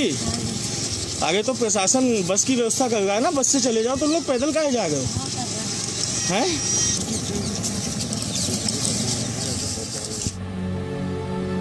लॉकडाउन ने कोरोना को तो कंट्रोल कर लिया, लेकिन इन मजदूरों की मजबूरी आउट ऑफ कंट्रोल हो गई है। हर मजदूर की अपनी कहानी, अपनी मजबूरी है। देश की सड़कों पर इन मजदूरों की बेबसी के इतने किस्से एक साथ बिखरे पड़े हैं कि बटोरने पर आएंगे तो सारे एहसास, सारी भावनाएं कम पड़ जाएंगी। इनकी मजबूरियां आप सुन नहीं पाएंगे, और सुन लेंगे तो बोलने को कुछ बाकी नहीं रह जाएगा। कई ऐसी कहानियां हैं जिसको देख के दिल पसीजता है, जिसको देख के ये लगता है कि जो लोग अलग अलग जगहों पे फंसे हैं, परेशान हैं, वैसे कई परिवार हैं जो पता नहीं कहां से फंसे हैं, कहां से चलते हुए पैदल आ रहे हैं, और उसके बाद आगे जहां जाना है वहां तक वो कैसे पहुंचेंगे। कहां से आ रहे हैं? आ रहा हूँ राजस्थान से। राजस्थान से? हाँ जी, कोटा। हमको जाना है बलरामपुर, तुलसीपुर बलरामपुर। अभी आप दिल्ली पहुंच गए। हाँ जी। दिल्ली से अभी ये गाजियाबाद के आसपास हो। अब ये तो आपको इसमें किसने बिठाया? इसमें वाले मैं पुलिस वाला बैठा है बाबूजी। अगर वहाँ नहीं मिलेगी फिर क्या करेंगे? कोनो साधन करेंगे बाबूजी। क्या साधन करेंगे? अरे कुछ भी वाले में वाले करेंगे, पेट के लिए वाले में बच्चे हैं छोटे छोटे, धूप में तो मारेंगे नहीं बाबूजी। कहे मैं घर चलूंगा, बीमार हम इसलिए जाना पड़ेगा बाबूजी। आप क्या कह रहे थे? अब हम लोग चौक पे काम करते हैं, जब चौक बंद हो गया तो कहाँ काम करेंगे। बच्चे के लिए कुछ खाने पीने का रखा है? दूध रखा है? रखे हैं, दूध नहीं, बिस्कुट रहा है, मिला है हुआ रखे। निकाल दे। क्या दिल्ली, क्या पटना, क्या लखनऊ, क्या मुंबई, क्या बेंगलोर, क्या चंडीगढ़, रोजगार, घर या भोजन से वंचित प्रवासी मजदूर अपना थोड़ा बहुत सामान ला दे, भूख से बेहाल, थके मांदे बच्चों के साथ पैदल या साइकिलों पर। और अगर किस्मत अच्छी रही तो ट्रकों और टेम्पो में पशुओं की तरह ठुस कर अपने गांव की ओर लौटने को मजबूर हैं, जहां सोशल डिस्टेंसिंग की कोई गुंजाइश तक नहीं है। पैदल चल चल कर थक चुके इन मजदूरों के पैर और बुझे हुए चेहरे देखिए और शुक्र मनाइए कि आप अपने घरों में सुरक्षित हैं। ये जो पूरा स्ट्रेच है ना, नई दिल्ली रेलवे स्टेशन का मुख्य प्रवेश द्वार, यहाँ से आप ये मान के चलिए 100 मीटर की दूरी पर है। ट्रेन की टिकट है, नहीं है, और वो मिलेगी कि कैसे मिलेगी, नहीं मिल पाएगी, जा पाएंगे, नहीं जा पाएंगे, कुछ नहीं मालूम, बस घर से निकल गए हैं। लेकिन अब स्थिति ये है, यहाँ पहुँचे हैं तो टिकट नहीं है, और कब जाएंगे ये मालूम नहीं है। बच्चों के साथ यहीं रेलवे स्टेशन पर हैं। देखते हैं, 3 दिन बोले साधारण ट्रेन ऐसे चलेगा, देख लेते 2 दिन तक बाद बोलते जाएंगे सर, क्या करूँगा, पैदल नहीं चल जाएंगे। कैसे? हाँ चल जाएंगे। उधर भगाता, इधर जाते थे इधर भगाता बच्चे के लेके। कौन भगाता है? पुलिस वाले। कहाँ लेके गई थी भगा के? वहाँ पे गए तो वहाँ से बोला उधर जाओ, टिकट नहीं है तो यहाँ पे नहीं रहना है। हाँ, तो हम फिर बच्चे के लेके इधर आ गए। तो बच्चों के खाने पीने के लिए कुछ है सामान? नहीं है, देता है कोई तो खा लेते बस, पैसे भी नहीं है, नहीं खाते नहीं रहता है तो। मदद उसी को मिलेगा जो हमारे ट्रेन से आया है, और बाकी जनता हमारे देश का नहीं है। तू हमने सब विदेश का है, ऐसा इधर का प्रशासन बोलिन और पदाधिकारी बोलिन, तू लोग नहीं है। ट्रेन से आया ना जो हमको जनता है, और तू लोग नहीं है, हमने चल के आ रहे हैं वहाँ से। इन प्रवासी मजदूरों की एक जैसी ही मजबूरियां हैं, एक जैसी किस्मत है। किसी को उसके मकान मालिक ने जबरदस्ती निकाल दिया, किसी को उसके मालिक ने दिहाड़ी नहीं दी, तो किसी को किसी ने घर पहुंचाने के नाम पर ठग लिया। जिसकी भी कहानी आप सुनेंगे, आपको लगेगा कि आप जैसे ये कहानी न जाने कितनी बार सुन चुके हैं। गरीब लोगों के लिए तो कोई ट्रेन चल नहीं रही है, चल रही है अमीर लोगों को भेज रहे हैं, स्पेशल ट्रेन चल रही है, किराया हम लोगों के पास उतना है नहीं। डर क्या करेगा, मरने का तो इधर जाते जाते अगर मर जाएगा तो अच्छा है ना, क्या करूँ। अभी उधर भी बीवी बच्चा रो रहा है, बोलते कैसा भी तुम लोग कैसा भी निकलो। खाना पीना नहीं मिल रहा है तो जाएंगे ना, भूखे मर रहे हैं, क्या करेंगे। जहाँ तक चल पाएंगे चलेंगे सर। ट्रेन फ्री है, यूपी तो 1600 किलोमीटर दूर है। तो जैसे चल पाएंगे चलेंगे, या तो कोई मिल जाएगा तो भगवान का दयालु बैठाएगा। चल हम लोग आज 2-3 दिन से भूखे रह रहे यहाँ पे, और हम लोग के खाने का कोई बंदोबस्त नहीं है, रोड पे रहते हैं सर, और पुलिस लोग इधर मार मुर के हम लोग को चले जाते हैं। हम लोग आप बहुत खुश किस्मत हैं, किस्मत वाले हैं कि आप अपने अपने घरों में हैं, अपने परिवार के साथ हैं और टीवी पर इन लोगों को देख रहे हैं। ये आपका फर्ज है, ये आपका कर्तव्य है कि इस तरह का कोई भी परिवार, इस तरह के कोई भी लोग अगर आपको मिलते हैं बाहर तो उनकी मदद जरूर कीजिए। यहां पर हम 4 मिनट का एक छोटा सा ब्रेक लेंगे और ब्रेक के बाद हम आपको जमीन जिहाद का वो सच दिखाएंगे जिसकी वजह से हमें लगातार धमकियां मिल रही हैं। हम आपको जी न्यूज को मिली नई धमकी दिखाएंगे, लेकिन साथ ही एक ग्राउंड रिपोर्ट आपको दिखाएंगे जम्मू से, जिसने जमीन जिहाद की हमारी खबर पर एक बार फिर से मोहर लगा दी है। आज हम आपको जम्मू लेकर जाने वाले हैं, ऐसी खबर दिखाएंगे कि आप हैरान रह जाएंगे।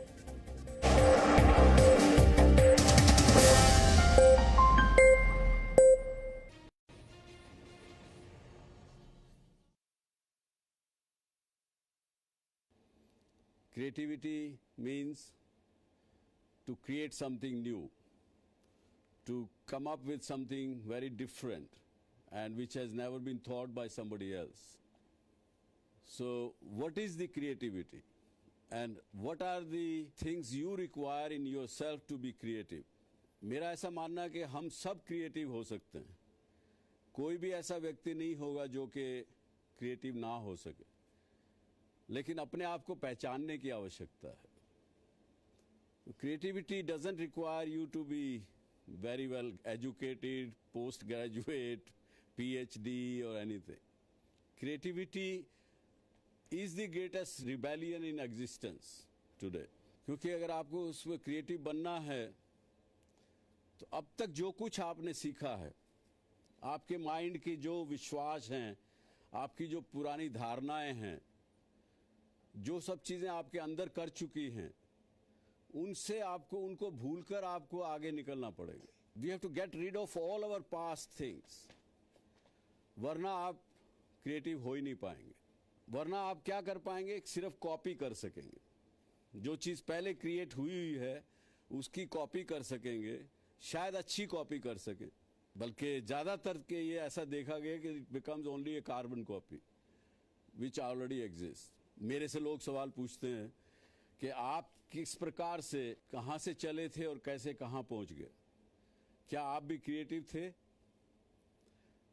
तो मेरा एक ही जवाब रहता है कि ये एक टाइम पे, but at one time I did think of only one thing, I did only one thing. I did not think कि अभी मैं ये कर रहा हूं तो आगे क्या करूंगा, उसके आगे क्या करूंगा, उसके आगे क्या करूंगा। अगर वो सोचते तो कुछ भी कर नहीं पाते। Live in the present moment, do best what you are doing currently, that automatically makes you creative. तो इसी प्रकार से हम करते गए और आगे बढ़ते चले गए। I again say that you will have to be a rebellion to be creative. और साथ में दूसरी चीज, आदमी क्रिएटिव कब होता है? जो भी लोग क्रिएटिव हुए हैं वो इंडिविजुअल हुए हैं।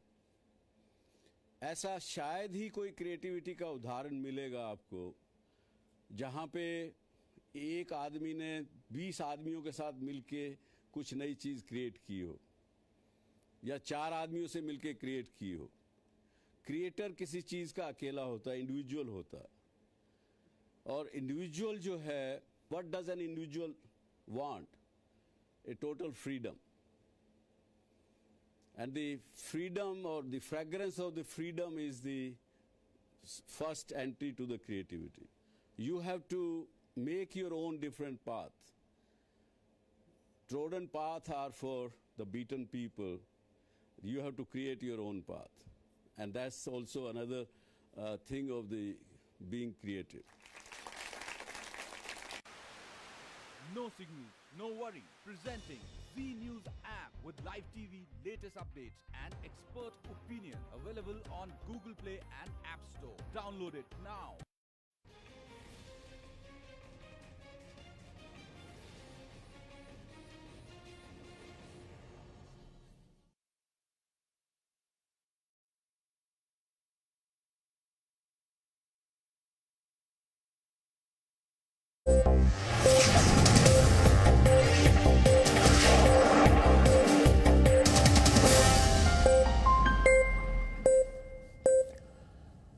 कल्पना कीजिए कि आपका पर्सनल फोन नंबर, आपके घर का पता, आपके परिवार में कौन कौन है उनकी सारी डिटेल्स, आपके ऑफिस का पता सार्वजनिक कर दिया जाए। खास तौर पर ऐसे लोगों के बीच इसे सार्वजनिक कर दिया जाए जो आपके दुश्मन हो, तो फिर आपके साथ क्या होगा? और वो सारे लोग जिनकी संख्या लाखों में हो, वो सब लगातार आपको फोन करने लगे।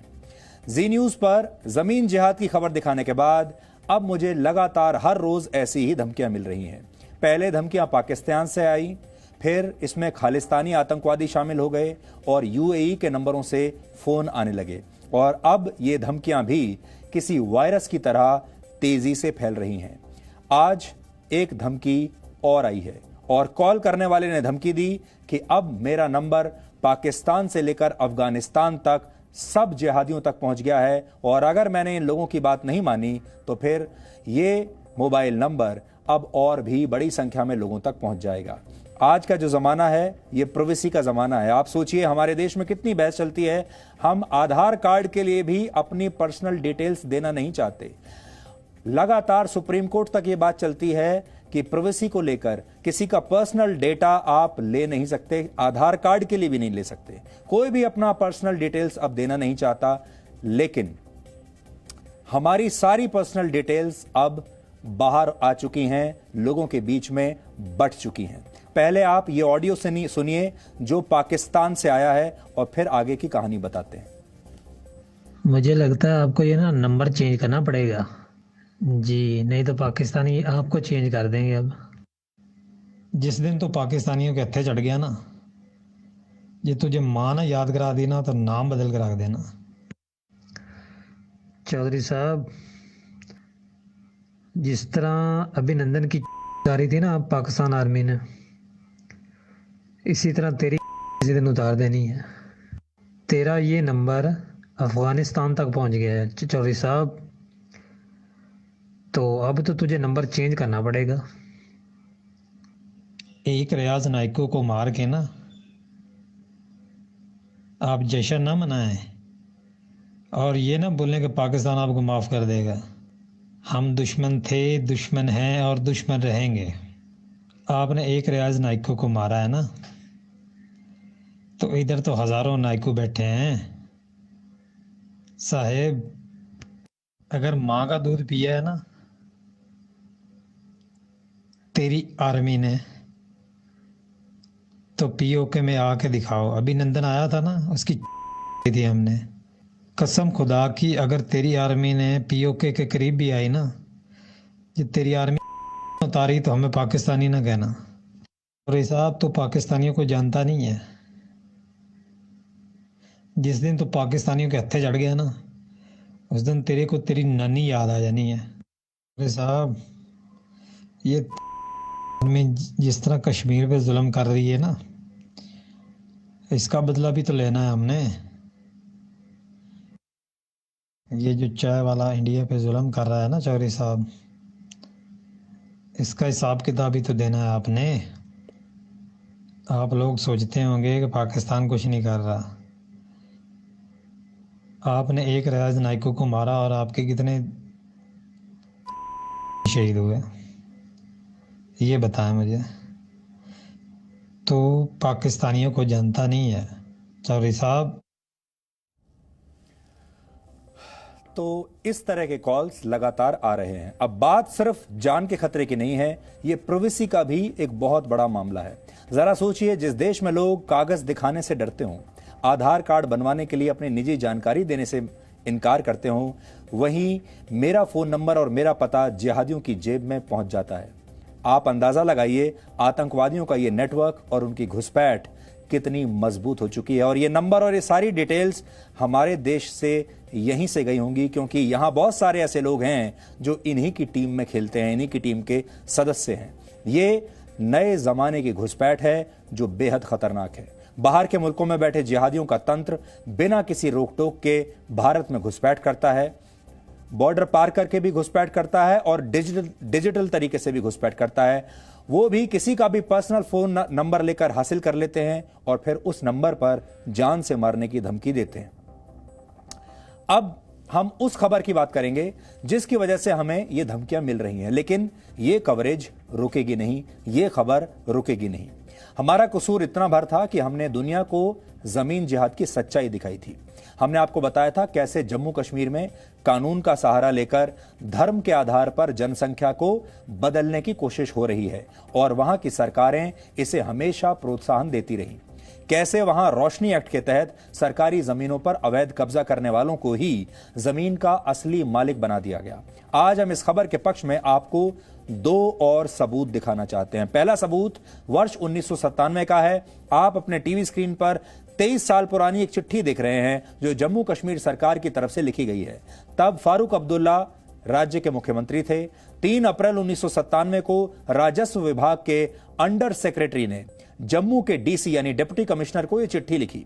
इस चिट्ठी में डीसी से कहा गया कि वो जम्मू में एक मुस्लिम माइग्रेंट कॉलोनी बनाने के लिए 10 दिनों में 40 से 50 कनाल जमीन की पहचान करें, सिर्फ 10 दिनों के अंदर। ध्यान देने वाली बात यह है कि 1990 के दशक में आतंकवाद से प्रभावित होकर कश्मीर से कश्मीरी पंडितों ने बड़ी संख्या में पलायन किया था। लेकिन हम आपको जो चिट्ठी दिखा रहे हैं उसमें जम्मू में मुस्लिम माइग्रेंट्स कॉलोनी बसाने के लिए जमीन की पहचान करने की बात कही गई है। कश्मीरी पंडितों के लिए बात नहीं कही गई, जबकि कश्मीरी पंडितों को बसाने की बात कही जानी चाहिए थी। इस इलाके में ज्यादातर जमीन फॉरेस्ट डिपार्टमेंट की है। बाद में इसी जमीन पर कई जगह अवैध कब्जे करवा दिए गए और यह सब हुआ रोशनी एक्ट के सहारे। रोशनी एक्ट के तहत सरकारी जमीनों पर अवैध कब्जा करने वालों को ही उस जमीन का असली मालिक बना दिया गया था।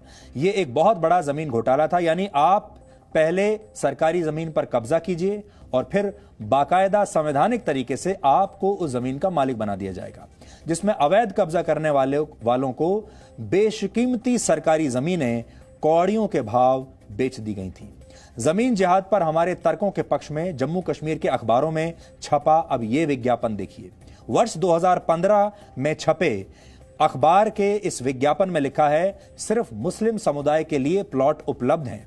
एक और विज्ञापन है जिसमें कहा जा रहा है कि 100% मुस्लिम आबादी के बीच प्लॉट उपलब्ध है और कॉलोनी के अंदर मस्जिद भी है। अब आप बड़ी स्क्रीन पर इसको देखिए, हम आपको बड़ी स्क्रीन पर दिखाते हैं ताकि आप इसको ठीक से पढ़ पाएं।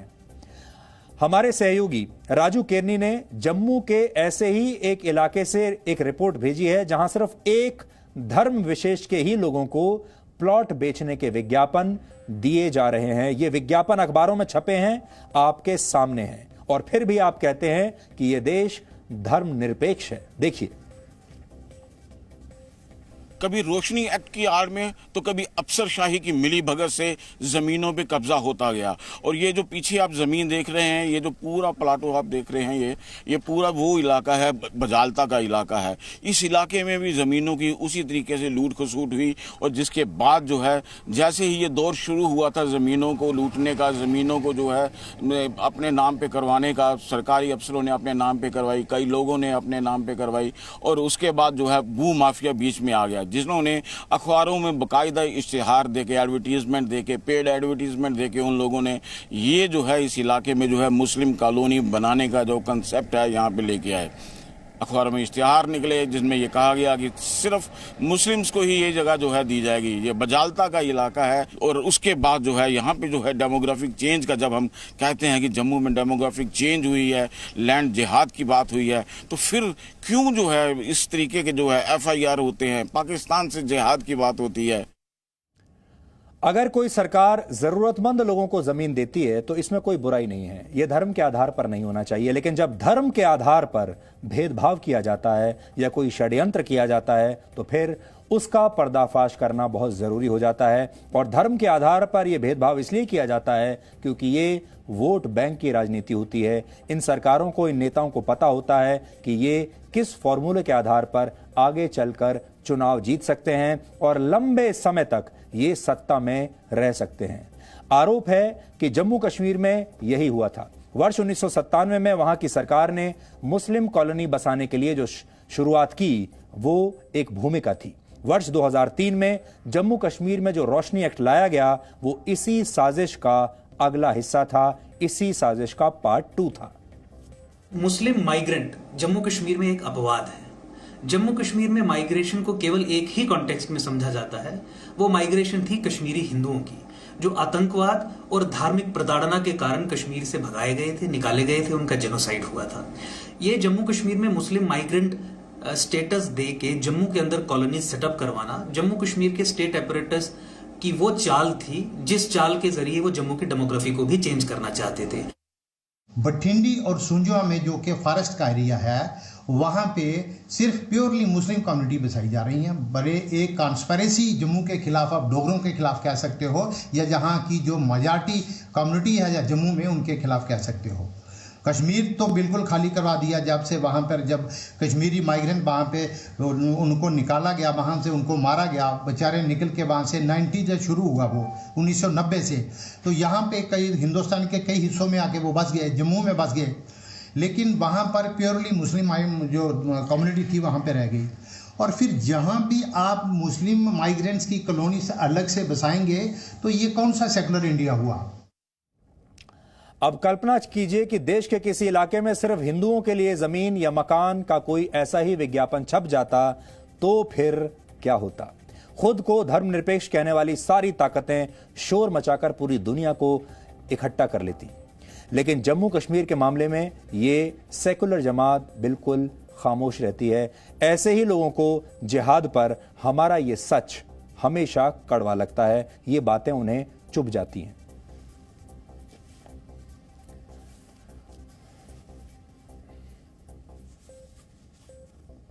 और इस मामले पर एक सीएजी की रिपोर्ट भी आई थी और सीएजी की रिपोर्ट ने भी ये पूरा उसमें बाकायदा आधिकारिक तौर पर लिखा था कि ये जो जमीन बेची गई है असल में हजारों करोड़ की ये जमीन है और इसे कौड़ियों के भाव बेच दिया गया। ये आप वही उसी जमीनों की तस्वीरें आप देख रहे हैं।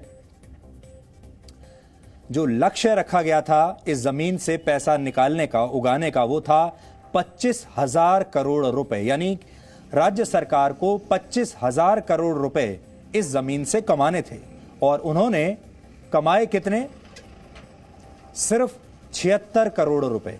यानी 25,000 करोड़ रुपए की जमीन सिर्फ 76 करोड़ रुपए में बेच दी गई।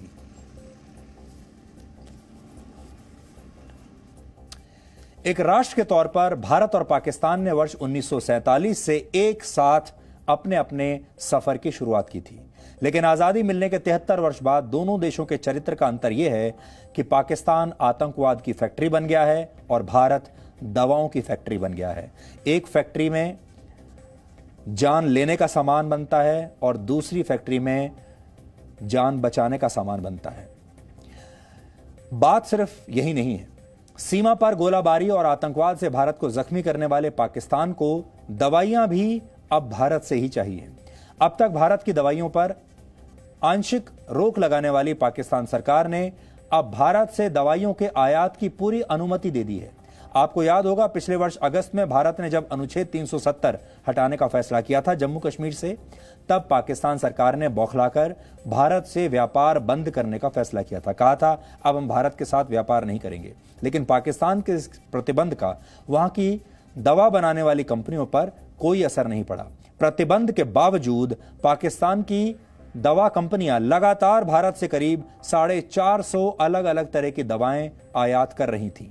जब पाकिस्तान में यह बात सामने आई, जब पाकिस्तान की सरकार को यह बात पता चली कि प्रतिबंध के बावजूद वहां की दवा कंपनियां भारत से दवाई खरीद रही हैं, तो वहां की सरकार ने भारत से आने वाली दवाओं के आयात की जांच के आदेश दिए।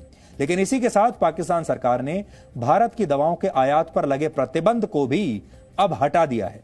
पाकिस्तान सरकार का यह फैसला बताता है कि पाकिस्तान का काम भारत की दवाइयों के बिना चल नहीं सकता। पिछले वर्ष पाकिस्तान ने भारत से लगभग 380 करोड़ रुपए की दवाइयां आयात की और पाकिस्तान की दवा कंपनियां अपना ज्यादातर कच्चा माल यानी रॉ मटेरियल भी भारत से ही मंगवाती हैं। वैसे पाकिस्तान के आतंकवाद के बाद भी भारत ने कभी पाकिस्तान को दवाओं की जरूरी मदद पर प्रतिबंध नहीं लगाया। पाकिस्तान को लगातार दवाइयां भेजी गईं और वहां के नागरिकों को भारत में इलाज के लिए मेडिकल वीजा भी बड़ी संख्या में दिए गए। लेकिन पाकिस्तान का चरित्र आतंक का चरित्र है। इस समय दुनिया के ज्यादातर देश कोरोना वायरस से लड़ने के उपकरण बनाने में जुटे हैं, वायरस पर रिसर्च करने में जुटे हैं, वैक्सीन बनाने में जुटे हैं। लेकिन पाकिस्तान का फोकस इस बात पर है कि कैसे आतंकवादी संगठनों का मेकओवर करके उन्हें नए नाम से बाजार में उतारा जाए, किस तरह से भारतीय सीमा पर गोलीबारी की जाए, कैसे आतंकवादियों की घुसपैठ कराई जाए। हमने कल आपको यह भी बताया था कि कोरोना संकट के बीच पाकिस्तान की सेना कैसे अपनी तनख्वाहें बढ़वाने की मांग कर रही है। और आपने ये भी देखा होगा कि जब से लॉकडाउन शुरू हुआ है तब से जम्मू कश्मीर में आतंकवाद की घटनाएं पहले के मुकाबले कहीं ज्यादा बढ़ गई हैं, क्योंकि लॉकडाउन के इस दौरान भी पाकिस्तान आतंकवाद में ही अपनी पूरी दिलचस्पी दिखा रहा है। लेकिन यहां पर हम ये भी कहना चाहेंगे, लोग इंसान ही होते हैं, चाहे भारत में रहने वाले हों चाहे पाकिस्तान में रहने वाले हों। और अगर भारत में बनी दवाएं पाकिस्तान में रहने वाले लोगों की, इंसानों की जान बचा रही हैं, तो इसमें किसी को कोई आपत्ति नहीं होनी चाहिए, भारत को भी कोई आपत्ति नहीं होनी चाहिए, क्योंकि इंसान होता है, ना वो भारत का है ना वो पाकिस्तान का है। और अगर भारत की वजह से पाकिस्तान के कुछ नागरिकों की जान बच जाती है तो हमारे लिए ये भी एक पुण्य का काम है। और अब आखिर में आज का सवाल, आज आपको यह बताना है कि स्मॉल पॉक्स यानी चेचक को खत्म करने वाली वैक्सीन किसने बनाई थी। आप इस पर रिसर्च कीजिए और ब्रेक के बाद हम आपको इस सवाल का सही जवाब बताएंगे।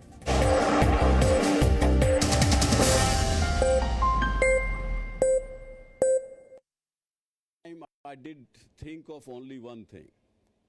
I did only one thing. I did not think कि अभी मैं ये कर रहा हूं तो आगे क्या करूंगा, उसके आगे क्या करूंगा, उसके आगे क्या करूंगा। अगर वो सोचते तो कुछ भी कर नहीं पाते। Live in the present moment, do best what you are doing currently. That automatically makes you creative. तो इसी प्रकार से हम करते गए और आगे बढ़ते चले गए।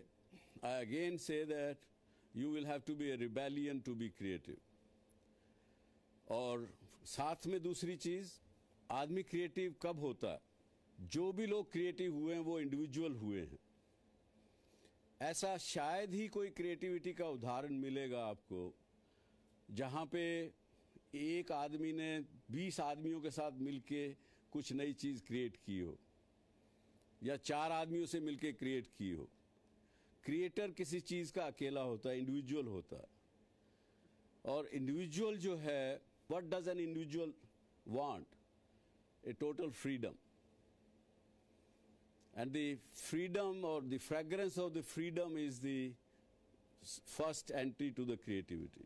You have to make your own different path. Trodden paths are for the beaten people. You have to create your own path. And that's also another thing of the being creative.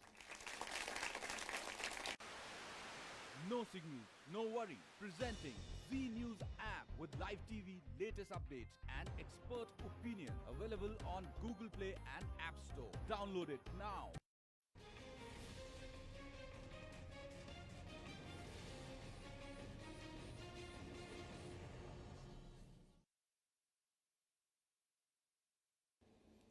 Creativity means to create something new, to come up with something very different and which has never been thought by somebody else.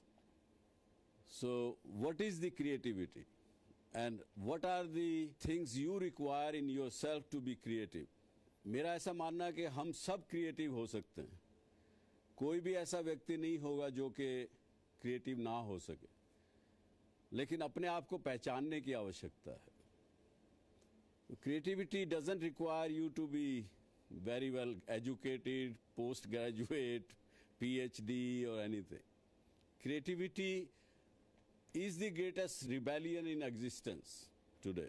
क्योंकि अगर आपको उसमें creative बनना है तो अब तक जो कुछ आपने सीखा है, आपके माइंड की जो विश्वास हैं, आपकी जो पुरानी धारणाएं हैं, जो सब चीज़ें आपके अंदर कर चुकी हैं, उनसे आपको उनको भूलकर आपको आगे निकलना पड़ेगा.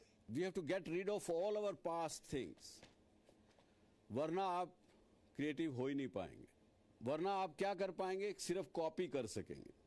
जो चीज़ पहले क्रिएट हुई है उसकी कॉपी कर सकेंगे, शायद अच्छी कॉपी कर सकें, बल्कि ज़्यादातर के ये ऐसा देखा गया कि it becomes only A carbon copy which already exist. मेरे से लोग सवाल पूछते हैं कि आप किस प्रकार से, कहाँ से चले थे और कैसे कहाँ पहुँच गए, क्या आप भी क्रिएटिव थे? तो मेरा एक ही जवाब रहता है कि ये एक टाइम पे, but at one time I did think of only one thing. I did only one thing. I did not think कि अभी मैं ये कर रहा हूं तो आगे क्या करूंगा, उसके आगे क्या करूंगा, उसके आगे क्या करूंगा. अगर वो सोचते तो कुछ भी कर नहीं पाते. Live in the present moment, do best what you are doing currently, that automatically makes you creative. तो इसी प्रकार से हम करते गए और आगे बढ़ते चले गए. I again say that you will have to be a rebellion to be creative. और साथ में दूसरी चीज, आदमी क्रिएटिव कब होता है? जो भी लोग क्रिएटिव हुए हैं वो इंडिविजुअल हुए हैं. ऐसा शायद ही कोई क्रिएटिविटी का उदाहरण मिलेगा आपको जहां पे एक आदमी ने 20 आदमियों के साथ मिलके कुछ नई चीज क्रिएट की हो, या 4 आदमियों से मिलके क्रिएट की हो. क्रिएटर किसी चीज का अकेला होता है, इंडिविजुअल होता है. और इंडिविजुअल जो है, what does an individual want? A total freedom. And the freedom or the fragrance of the freedom is the first entry to the creativity. You have to make your own different path. Trodden paths are for the beaten people. You have to create your own path. And that's also another thing of the being creative. No signal, no worry. Presenting Z News app with live TV, latest updates and expert opinion. Available on Google Play and App Store. Download it now.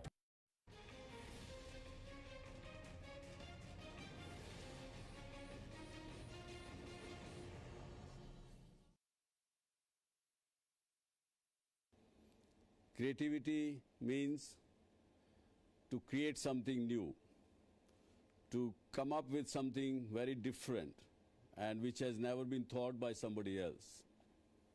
So what is the creativity and what are the things you require in yourself to be creative?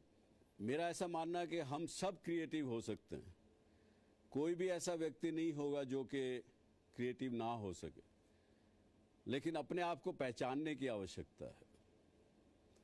Creativity doesn't require you to be very well educated, post-graduate, PhD or anything.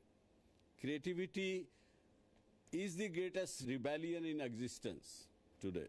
क्योंकि अगर आपको उसमें creative बनना है तो अब तक जो कुछ आपने सीखा है, आपके माइंड के जो विश्वास हैं, आपकी जो पुरानी धारणाएं हैं, जो सब चीज़ें आपके अंदर कर चुकी हैं, उनसे आपको उनको भूलकर आपको आगे निकलना पड़ेगा. We have to get rid of all our past things, वरना आप क्रिएटिव हो ही नहीं पाएंगे. वरना आप क्या कर पाएंगे, सिर्फ कॉपी कर सकेंगे. जो चीज़ पहले क्रिएट हुई हुई है उसकी कॉपी कर सकेंगे, शायद अच्छी कॉपी कर सकें, बल्कि ज़्यादातर के ये ऐसा देखा गया कि it becomes only A carbon copy which already exist. मेरे से लोग सवाल पूछते हैं कि आप किस प्रकार से, कहाँ से चले थे और कैसे कहाँ पहुँच गए, क्या आप भी क्रिएटिव थे? तो मेरा एक ही जवाब रहता है कि ये एक टाइम पे, but at one time I did think of only one thing. I did only one thing.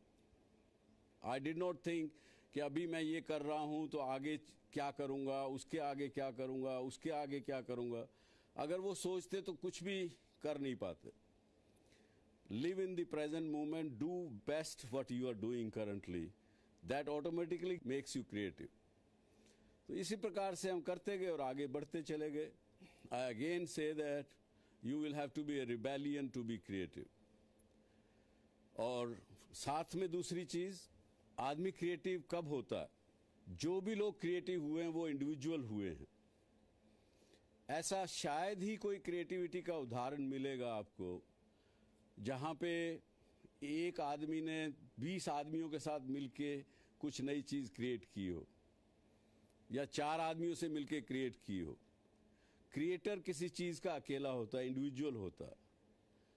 और इंडिविजुअल जो है, what does an individual want? A total freedom. And the freedom or the fragrance of the freedom is the first entry to the creativity. You have to make your own different path. Trodden paths are for the beaten people. You have to create your own path. And that's also another thing of the being creative. No signal, no worry. Presenting Z News app with live TV, latest updates and expert opinion. Available on Google Play and App Store. Download it now.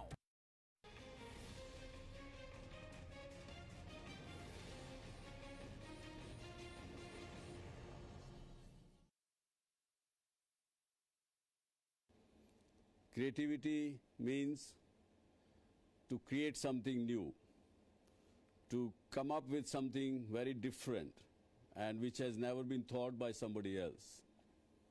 So what is the creativity and what are the things you require in yourself to be creative?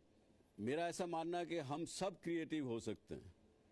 कोई भी ऐसा व्यक्ति नहीं होगा जो कि creative ना हो सके, लेकिन अपने आप को पहचानने की आवश्यकता है. Creativity doesn't require you to be very well educated, postgraduate, PhD or anything. Creativity is the greatest rebellion in existence today. क्योंकि अगर आपको उसमें क्रिएटिव बनना है तो अब तक जो कुछ आपने सीखा है, आपके माइंड के जो विश्वास हैं, आपकी जो पुरानी धारणाएं हैं, जो सब चीज़ें आपके अंदर कर चुकी हैं, उनसे आपको उनको भूलकर आपको आगे निकलना पड़ेगा. We have to get rid of all our past things, वरना आप क्रिएटिव हो ही नहीं पाएंगे. वरना आप क्या कर पाएंगे, सिर्फ कॉपी कर सकेंगे. जो चीज़ पहले क्रिएट हुई हुई है उसकी कॉपी कर सकेंगे, शायद अच्छी कॉपी कर सकें, बल्कि ज़्यादातर के ये ऐसा देखा गया कि it becomes only A carbon copy which already exist. मेरे से लोग सवाल पूछते हैं कि आप किस प्रकार से, कहाँ से चले थे और कैसे कहाँ पहुँच गए, क्या आप भी क्रिएटिव थे? तो मेरा एक ही जवाब रहता है कि ये एक टाइम पे, but at one time I did think of only one thing. I did only one thing. I did not think कि अभी मैं ये कर रहा हूँ तो आगे क्या करूँगा, उसके आगे क्या करूँगा, उसके आगे क्या करूँगा. अगर वो सोचते तो कुछ भी कर नहीं पाते. Live in the present moment, do best what you are doing currently, that automatically makes you creative. तो इसी प्रकार से हम करते गए और आगे बढ़ते चले गए। I again say that you will have to be a rebellion to be creative. और साथ में दूसरी चीज, आदमी क्रिएटिव कब होता है? जो भी लोग क्रिएटिव हुए हैं वो इंडिविजुअल हुए हैं।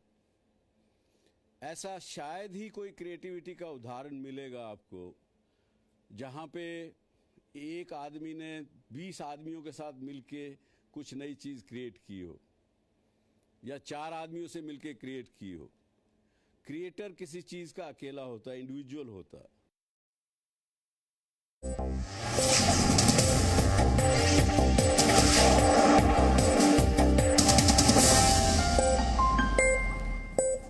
और अब आखिर में आपको बताते हैं कि आज के इतिहास में क्या लिखा है। वर्ष 1796 में आज ही के दिन ब्रिटेन के डॉक्टर एडवर्ड जेनर ने स्मॉल पॉक्स यानी चेचक की रोकथाम के लिए पहली बार टीकाकरण कार्यक्रम की शुरुआत की थी। एडवर्ड जेनर ने स्मॉल पॉक्स नामक बीमारी के लिए वैक्सीन की खोज की और इसे दुनिया का पहला वैक्सीन भी माना जाता है। एडवर्ड जेनर की इस खोज ने स्मॉल पॉक्स नामक बीमारी का दुनिया से अंत कर दिया था। दुनिया भर में 19वीं और 20वीं सदी में हुए वैक्सीनेशन कैंपेन्स की मदद से वर्ल्ड हेल्थ असेंबली ने मई 1980 में आधिकारिक तौर पर दुनिया को स्मॉल पॉक्स से मुक्त घोषित किया था। वर्ल्ड हेल्थ असेंबली ही विश्व स्वास्थ्य संगठन यानी WHO का संचालन करती है। एक अनुमान के मुताबिक 20वीं सदी में लगभग 30 करोड़ लोग स्मॉल पॉक्स के संक्रमण से मारे गए थे। वर्ष 1962 में भारत में स्मॉल पॉक्स के खिलाफ अभियान की शुरुआत हुई और वर्ष 1977 तक इसे पूरी तरह से समाप्त कर दिया गया। वर्ष 1978 में आज ही के दिन मशहूर साहित्यकार जगदीश चंद्र माथुर का निधन हुआ था। जगदीश चंद्र माथुर प्रतिभा के धनी लेखक थे। वर्ष 1941 में वो इंडियन सिविल सर्विस में शामिल हुए। वर्ष 1955 से 1961 तक जगदीश चंद्र माथुर ऑल इंडिया रेडियो यानी AIR के डायरेक्टर थे और उन्होंने ही ऑल इंडिया रेडियो का नाम आकाशवाणी रखा था। कोणार्क, यादों का पहाड़, आधा पुल और भोर का तारा उनकी कुछ प्रमुख रचनाएं हैं। वर्ष 1973 में आज ही के दिन नासा ने अमेरिका के पहले स्पेस स्टेशन स्काईलैब को अंतरिक्ष में लॉन्च किया था। इस स्पेस स्टेशन का निर्माण सैटर्न 5 रॉकेट के कुछ हिस्सों को मिलाकर किया गया था। वर्ष 1973 से 1979 तक पृथ्वी की कक्षा में रहे स्काईलैब पर एक वर्कशॉप और सोलर ऑब्जर्वेटरी मौजूद थी। फंडिंग न मिलने की वजह से इसकी स्थिति खराब होती चली गई और जुलाई 1979 में स्काईलैब पृथ्वी से टकराकर नष्ट हो गया। पृथ्वी पर वापसी के दौरान नासा के वैज्ञानिकों की गणना में त्रुटि की वजह से स्काईलैब का कुछ मलबा ऑस्ट्रेलिया के कम आबादी वाले इलाके पर गिरा। हालांकि इस दुर्घटना में किसी को कोई नुकसान नहीं हुआ था। इसका एक बड़ा हिस्सा दक्षिण भारत से लेकर पश्चिमी ऑस्ट्रेलिया के बीच समुद्र में भी गिरा था। नासा ने स्काईलैब के अनुभवों का इस्तेमाल बाद में इंटरनेशनल स्पेस स्टेशन बनाने के लिए किया। और वर्ष 1923 में आज के दिन मशहूर फिल्मकार मृणाल सेन का जन्म फरीदपुर में हुआ था। ये जगह अब बांग्लादेश में है। मृणाल सेन को व्यावसायिक सिनेमा से अलग पैरेलल यानी समानांतर सिनेमा की फिल्मों के लिए याद किया जाता है। भुवन शोम, मृग्या, परशुराम और आकाश कुसुम उनकी प्रमुख फिल्मों में शामिल हैं। तो DNA में आज इतना ही। अब आपसे हमारी मुलाकात होगी कल रात 9 बजे। तब तक आप खुश रहिए, सुरक्षित रहिए और स्वस्थ रहिए। और जैसा कि हमने आपको बताया, अब कोरोना वायरस खुद को लगातार बदल रहा है, इसलिए आप भी अपने आप को तेजी से बदलिए, वरना आप लड़ाई शुरू होने से पहले ही हार जाएंगे। नमस्कार।